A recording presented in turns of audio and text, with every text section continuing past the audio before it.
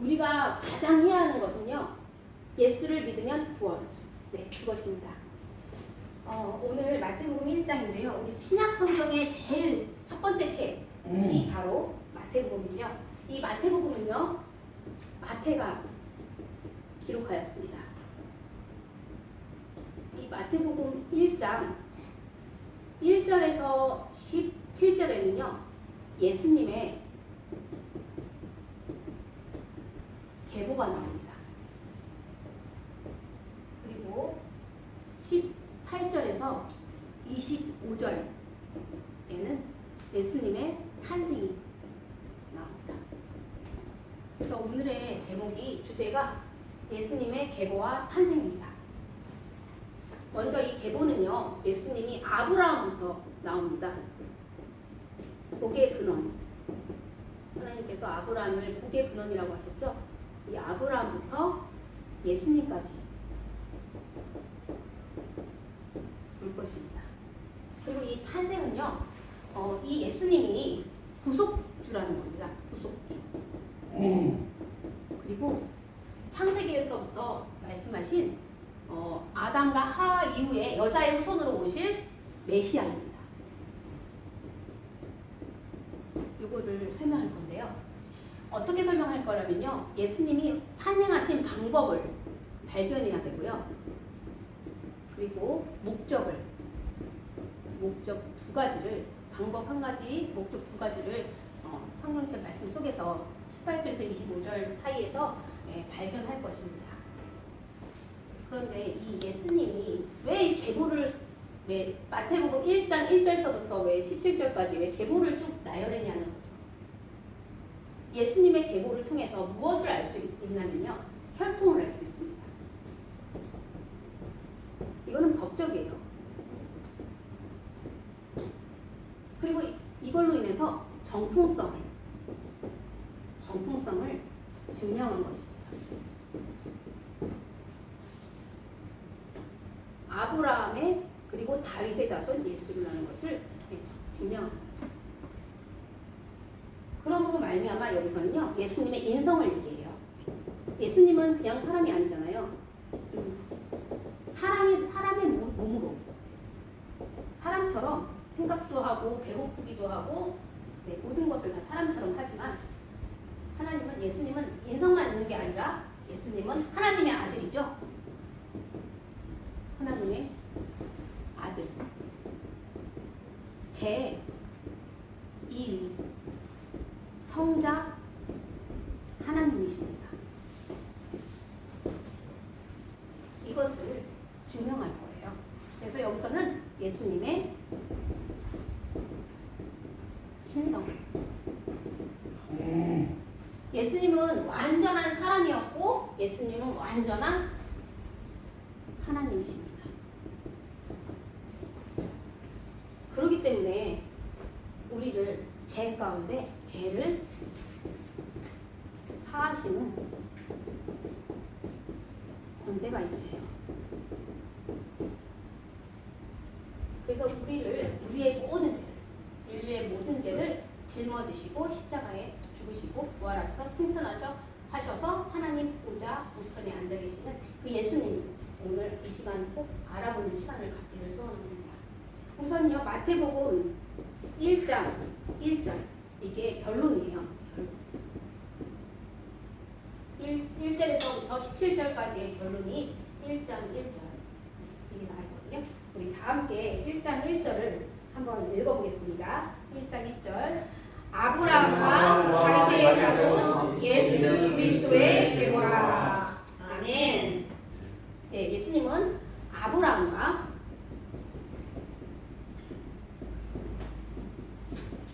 다윗의 자손입니다. 그럼 한번 해볼까요? 우리 아브라함이 누구를 낳았죠? 이삭. 네, 100세 때 이삭을 낳았습니다. 그러면 이삭은 원래 쌍둥이를 낳는데 에서와 야곱을 낳았죠? 네. 그 다음에 야곱은 12아들. 그 중에 유다를 통해서 다윗이 나거든요. 유다와 형제들을 낳습니다. 근데 야곱은요, 이 12아들 말고 2명의 아들이 더 있어요. 요셉이 애굽에서 낳은 2아들도 어떻게 해요? 시므온과 르우벤과 시므온처럼 내 아들이라 라고 창세기 48장 5절에 에브라임과 므낫세도 야곱의 아들로 해서 나중에 12지파가 나뉘죠. 그때 야곱의 아들 중에서 요셉은 두 지파를 가져요. 에브라임과 므낫세 이렇게 났습니다. 그럼 유다를 통해서 누가를 낳냐면요. 여기서는 이쪽에다 써볼게요. 다말에게 나요. 다말이 며느리죠. 다말을 통해서 베레스와 세라를 낳습니다.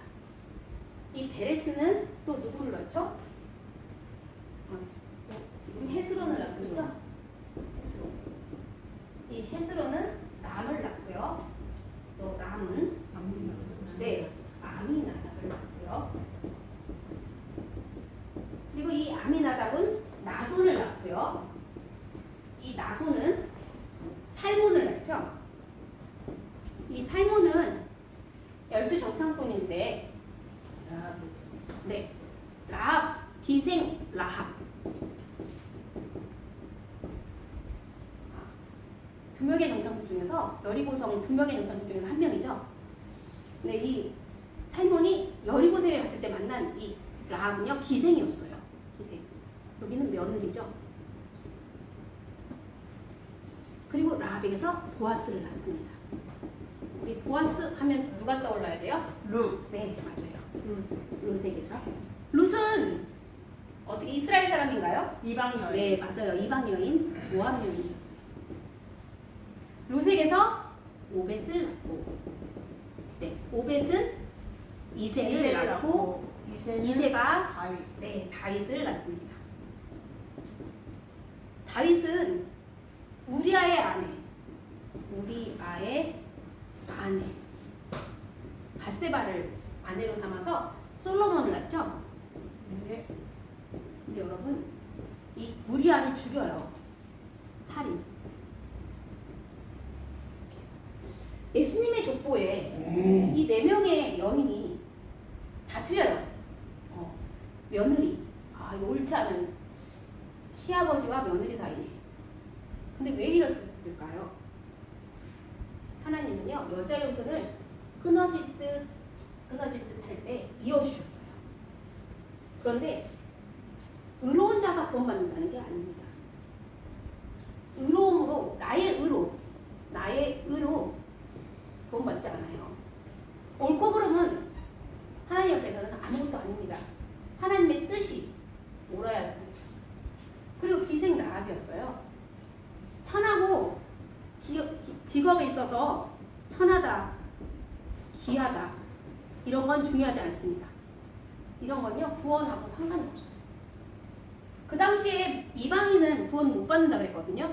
근데 하나님은 이방인을 예수님의 조상 할머니로 세웠어요. 그리고 다윗이 살인한 죄는 정말로 큰 죄예요. 그런데 성경책을 읽다 보면 이 솔로몬을 사랑하는 자라고 하거든요. 사랑하는 자로 예수님을 예표하는 자로 삼아주셨어요. 솔로몬이 르호보암을 낳고요. 이렇게 쭉쭉쭉쭉 이어졌다가 우리 그 다음에 쭉 이어졌다가 16절에 보면 야곱이 나오죠. 야곱이 요셉을 낳습니다. 야곱이라는 이름이 너무 많이 나와요. 여기서 야곱은 이삭의 아들 야곱이 아니죠. 야곱의 아들도 요셉이 또 있었는데 그 요셉이 아니죠. 네, 이 요셉은 마리아랑 결혼한 사람이에요. 마리아. 이렇게. 그리고 여기서 예수님이 탄생하였습니다. 정말 진짜 사람의 몸으로 이렇게 아브라함과 다윗의 자손으로 사람의 몸을 입고 예수님을 탄생하였어요. 근데 여기서만 끝나면 에이 사람이네 라고 할 수 있죠. 근데 예수님은 사람이지만 하나님이셔요. 사람의 몸으로 온 하나님이시죠. 왜요? 그 목적을 오늘 어떻게 오셨고 어떻게 왔는지 한번 보겠습니다. 성탄절만 되면 빠지지 않고 나오는 말씀이에요. 이 말씀을 아마 예수님 믿는 사람 아닌 사람들도 아마 잘 알고 있을 거예요. 한번 볼까요? 예수 그리스도의 나심은 이러하니라. 어떻게 났을까? 아, 이러하니라 했죠? 어떻게? 어떤 방법으로? 성경은 진리입니다. 그러므로 거짓말이 아니죠? 거짓이 아니죠? 참된 거죠? 그의 어머니 마리아가 요셉과 약혼했어요. 그런데 동거하기 전에, 결혼하기 전에, 서로 동거하기 전에 성령으로 잉태된 것이 나타났다라고 합니다. 네, 이것이 답이에요. 예수님의 탄생은 첫 번째로 성령으로 잉태되었습니다. 잉태되셨습니다. 이렇게 하면 되겠죠? 예수님의 탄생은요, 성령으로 잉태된 것입니다. 여러분, 사도신경에 보면요, 나는 전능하신 아버지 하나님을 믿습니다. 라는 게 나와요. 이거는 성부 하나님을 얘기해요. 제1의 성부 하나님. 창조주이시고. 그런데 삼위일체 하나님이 창조했거든요. 그의 아들, 하나님의 아들, 성부 하나님의 아들이 있어요. 유일하신 아들. 독생자, 유일하신 아들. 예수님이 계십니다. 바로 이 예수님이 성령으로 잉태된 거예요. 성자 하나님이십니다. 성령으로 잉태됐다. 동정녀 마리아 이렇게 나오거든요. 성령으로 할 때 성령이 성자, 성령 하나님입니다. 제1 성부 하나님, 제2 성자 하나님, 제3 성령 하나님을 삼위일체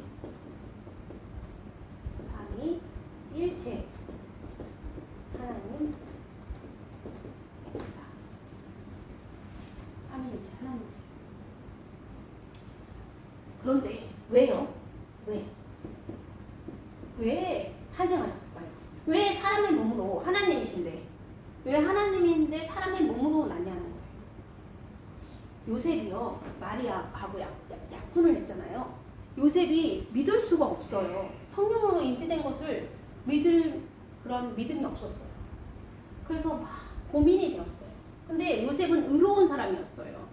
그래가지고 이것을 드러내면 마리아가 돌에 맞아 죽을까봐 드러내지 못하고, 성령으로 잉태됐다고 하니까 믿긴 믿어야 되는데 믿어지진 않고 막 근심하고 있을 때 주의 사자가 현명했습니다. 꿈속에 나타났어요. 그래서 그에게, 요셉에게 말합니다. 그에게, 마리아에게 잉태된 자는 성령으로 된 것이라. 아, 이제 요셉은 드디어 주의 사자가 나타나서 말할 때 드디어 믿게 되었어요. 그래서 얼른 마리아랑 다시 마리아를 데려올 수 있었거든요. 아들을 낳으리니 그의 이름을 예수라 하라. 이는 그가 여기서 나옵니다. 자기 백성을 그들의 죄에서 구원할 자이시니라. 네, 예수님의 탄생은 그들의 죄에서 구원할 자이십니다. 두 번째로 죄에서 구원할 자라는 거죠. 이렇게 할까요? 두 번째로 죄에서 구원할 자이십니다. 목적이 왜요? 죄에서 구원하기 위해서입니다. 구원하기 위해. 아까 두 가지라고 했죠? 한 가지가 더 있어요. 그래서 이제 요셉이 마리아를 데리고 왔겠죠?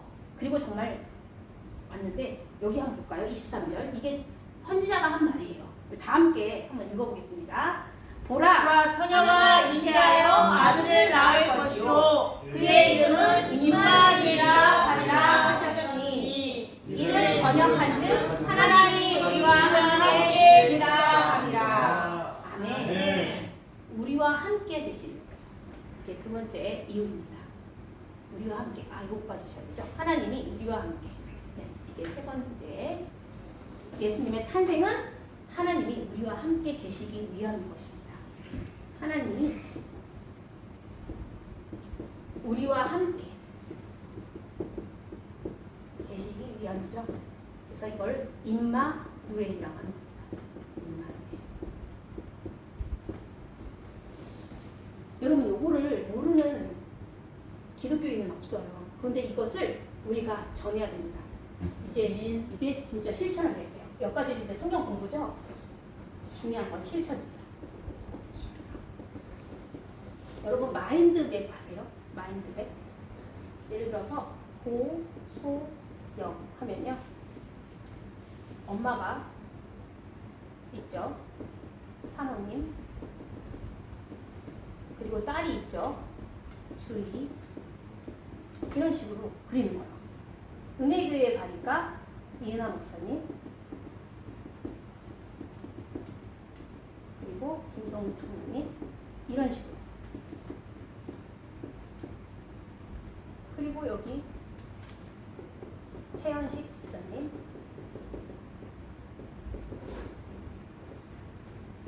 이경수 문철 이런 식으로.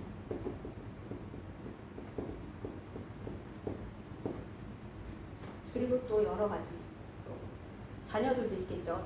뭐 여러 가지 이렇게 친구도 있을 수 있고요, 또 동료도 있을 수 있고요, 그리고 사랑하는 사람, 이웃도 있을 수 있고요.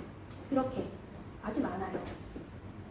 이렇게 쓰기 너무 힘들면 고소용 이렇게 써놓고 이렇게 내려가서 이렇게 분류를 해도 돼요. 은혜교회, 학술원 뭐 이런 식으로요. 이런 식으로 이렇게 쓰면 돼요. 지금 제가 하는 말이 뭐냐면 이게 마인드맵인데요. 여러분 여기다가 우선 1번은 마인드맵을 그린다는 거예요. 마인드맵. 여기다가 가족. 1번이 가족이고요. 2번이 친구, 사랑하는 사람. 3번 이웃. 이런 식으로 순서는 자기가 정하는 거예요. 그래가지고 여기다 마인드맵을 그립니다. 그래서 이거를 왜 그리겠어요, 여러분? 삼위일체 하나님을 전하려고요. 네, 맞습니다. 근데 뭐 하려고 하냐면 기도하기 위해서. 기도. 여기에 쓰는 사람은 무조건 기도하는 겁니다. 쓰지 않으면요, 기도를 빼먹고 안 할 수 있잖아요. 다 써놓고. 근데 하다가 보면요, 더 참가를 하게 되지 빼진 않아요. 나 싸워가지고 지울까요? 내가 주희랑 싸워가지고 지울까요? 싸우면 더 해야죠. 이렇게 발표를 치면서 해야 됩니다. 이렇게 해서 발표를 쳐야 돼요. 싸우는 사람. 뭔 소리 하냐면요. 이거를 제가 집에서 오늘 이걸 하기 위해서 한번 해봤습니다. 해보니까요. 막 기도가 하는데 기도보다 더 많이 떨어지는 게 눈물이더라고요. 정말 한번 해보세요, 여러분. 적다 보면 떠오르는 사람이 그리움이 있습니다. 그리고 사랑이 깃들고요. 그리고 간절함이 생깁니다.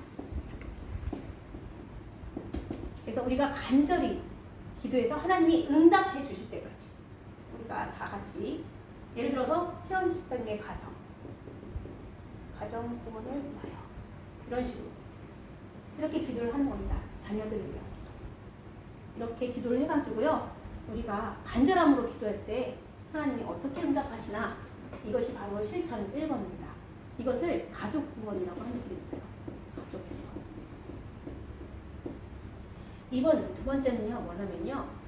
여러분 요즘에 아이들도 다 스마트폰은 있어요. 네. 스마트폰에 연락처를 분류하는 거예요. 스마트 짤 빼먹었네요. 스마트폰에 연락처. 이거를요 분류하는 겁니다. 분류하기. 이거 두 가지 오늘 꼭 실천해 보세요. 이 스마트폰을요 어떻게 하냐면요 A 분단, A 그룹, B 그룹, C 그룹. A 그룹은요 예수님을 잘 믿는 사람. 예수님 믿는 자들을 은혜교회 다니는 사람들은 다 A겠죠? 네. 그리고 아닌 은혜교회 말고도 내가 봤을 때 저 사람은 예수님을 믿어 하는 사람은 다 여기다가 핸드폰이 쭉 연락처가 있잖아요. 핸드폰을 딱 키면 여기다 그룹이라는 게 있어요. 저보다 더 핸드폰을 잘 만지시겠지만 이 그룹을 딱 눌러가지고 거기다 그룹 이름 설정을 A로 합니다. 이름을. 그리고 여기다가 추가 무슨 뭘 연락처를 추가하시겠습니까 하는 무슨 추가 이렇게 버튼이 뜰 거예요. 그럼 여기에 연락처가 쫙 떠요. 오소영 이렇게 떠요. 그럼 여기다가 이걸 추가 버튼 여기 누른 상태 이걸 누르잖아요. 이걸 누르면 여기 A그룹에 딱 올라갑니다. 그래서 쉬워요. 아주 시간을 언제 내셔가지고 A그룹에다가 이 사람은 안 믿네. 홍길동 이 사람은 안 믿네. 그러면 우선 패스 해갖고 장주희 이 사람은 믿네 해갖고 그렇게 해서 여기다가 추르르륵 해놓는 겁니다. 그럼 B는요 예수님을 믿는 것 같은데 구원의 확신이 없는 것 같아요. 내가 하늘나라 갈 수 있을까? 라고 걱정하는 사람. 구원의 확신이 없는 사람. 이 사람들을 또 똑같은 방법으로 이름을 B로 넣고 추가 버튼을 눌러서 이렇게 홍길동 이렇게 이분 예수님 믿는데 구원의 확신이 없어. 그럼 여기다가 이렇게 체크하는 겁니다. 이 마지막 C는요 예수님을 안 믿는 사람.